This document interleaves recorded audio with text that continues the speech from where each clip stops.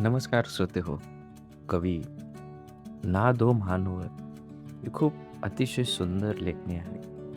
माझ्या आवाजातून या नभाने या भुईला दान द्यावे, या नभाने या भुईला दान द्यावे आणि या मातीतून चैतन्य गावे.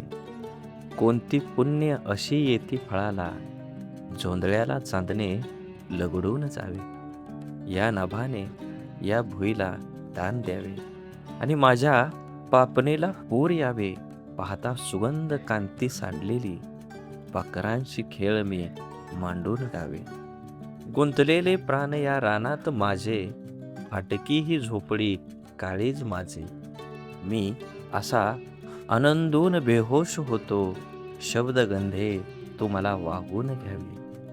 अतिशय सुंदर अशी शेताच्या बांधावर बसून लिहिलेली सुंदर कविता ना. दो महानवर यांना अभिवादन.